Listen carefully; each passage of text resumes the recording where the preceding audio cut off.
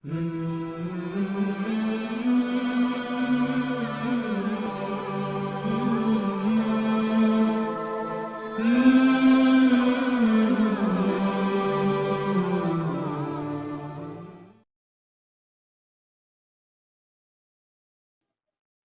আলাইকুম ওরহমতুল্লাহি ওয়া বারাকাতুহু।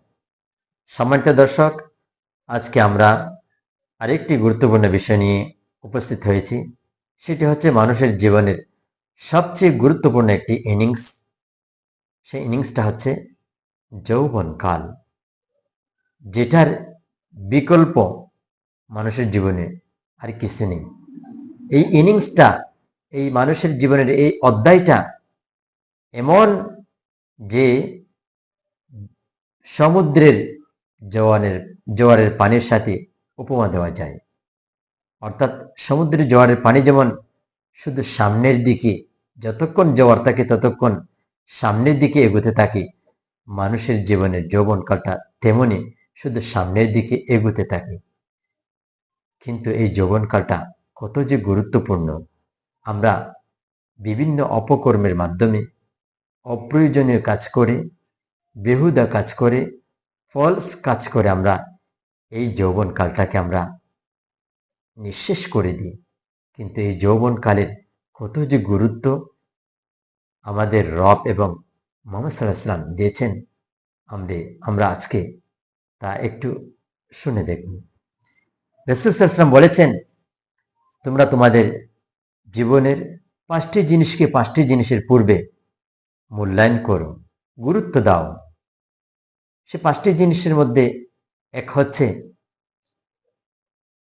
শাবাবাকা ক্বাবলা হারামিক, তোমাদের যৌবনকালকে বার্ধক্য আসার পূর্বে তোমরা মূল্যায়ন করো। ওয়াসিহাতাকা ক্বাবলা সাকামিক, তোমাদের সুস্থতাকে অসুস্থতা আসার পূর্বে তোমরা মূল্যায়ন করো। তেমনি ভাবে তিনি বলেছেন ওয়াগিনাকা ক্বাবলা ফাকরিক, তোমাদের ধনাঢ্য অবস্থাকে, সচ্ছলতাকে অসচ্ছলতা আসার পূর্বে তোমরা মূল্যায়ন করো। ওয়া ফারাগকা ক্বাবলা শুগুলিক, ব্যস্ততা আসার পূর্বে তোমরা তোমাদের অবসরতাকে তোমরা মূল্যায়ন করো। ও হায়াতাকা ক্বাবলা মাউতিক, তোমাদের মৃত্যু আসার পূর্বে তোমাদের জীবনটাকে তোমরা মূল্যায়ন করো। সম্মানিত দর্শক, বিশ্বনবী সাল্লাল্লাহু আলাইহি ওয়াসাল্লাম যে 5টি গুরুত্বপূর্ণ বিষয়ের কথা বলেছেন, তার মধ্যে তিনি সর্বপ্রথম এনেছেন মানুষের যৌবনকালের কথা।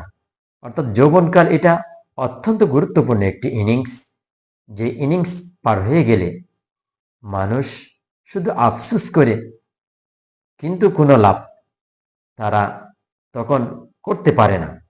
যেমন একজন বৃদ্ধ মানুষ যুবকের হাড্ডি চাপানো দেখে শুধু আফসোস করে, কিন্তু তিনি তা করতে পারে না।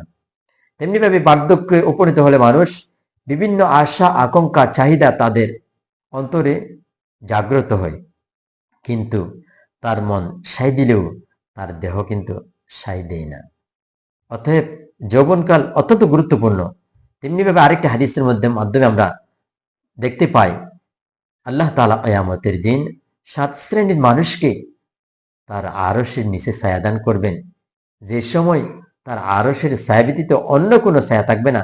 বিশ্বনবী সাল্লাল্লাহু আলাইহি ওয়াসাল্লাম বলেছেন, সাবাতু ইউযিল্লুহুমুল্লাহু ফি যিল্লিহি ইয়াওমা লা যিল্লা ইল্লা যিল্লাহু, সেই দিন আল্লাহর আরশের ছায়া ব্যতীত আর কোনো ছায়া থাকবে না।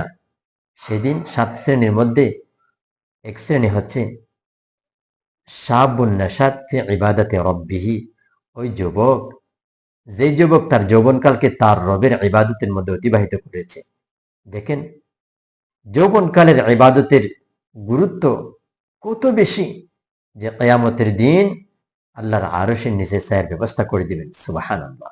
তেমনিভাবে আরেকটি হাদিসের মাধ্যমে আমরা দেখতে পাই যৌবনকালের গুরুত্ব, যে আল্লাহ তাআলা কিয়ামতের দিন তার সকল বান্দাকে 5টি প্রশ্নের সম্মুখীন করবেন, যে 5টি প্রশ্নের উত্তর দেওয়া ব্যতীত আল্লাহ তাআলার কোনো বান্দা এক কদম আগ পিছ করতে পারবে না। তার মধ্যে একটি প্রশ্ন হচ্ছে, তোমার যৌবনকালকে তুমি কোথায় অতিবাহিত করেছ? তার উত্তর দিয়ে যাও আজকে। সম্মানিত দর্শক, তাহলে বোঝা যায় যে যৌবনকালের গুরুত্ব কত বেশি। আমরা এই যৌবনকালটাকে কত যে অপকর্ম, বেহুদা, অপ্রয়োজনীয় কাজের মাধ্যমে আমরা ব্যয় করে ফেলি। অথচ এই সময়টা হচ্ছে সবচেয়ে বেশি গুরুত্বপূর্ণ ছিল যে তার রবের ইবাদতের মাধ্যমে অতিবাহিত করা। কারণ আপনি এই সময়টা যদি পার হয়ে যায়, বার্ধক্যে উপনীত হয়ে যদি আপনি আপনার রবকে সন্তুষ্ট করার জন্য ইচ্ছে করেন, অনেক সময় আপনি নাও করতে পারেন, কিন্তু যৌবনকালের ইবাদতের মাধ্যমে আপনি 100% চেষ্টা করলে আপনি পারবেন ইনশাআল্লাহ। আপনি আপনার সেই সময়টা মিস হবে না।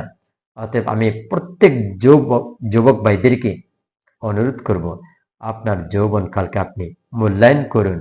আপনার যৌবনকালকে আপনি আপনার রবের ইবাদতের মাধ্যমে আপনি অতিবাহিত করেন। দুনিয়াতেও আপনি সফল হবেন, পরকালেও আপনি অবশ্যই জাহান্নাম থেকে নাজাত পেয়ে জান্নাতের অধিবাসী হতে পারবেন বলে আশা করি। আল্লাহ হাফেজ। আসসালামু আলাইকুম ওয়া রাহমাতুল্লাহি ওয়া বারাকাতুহু।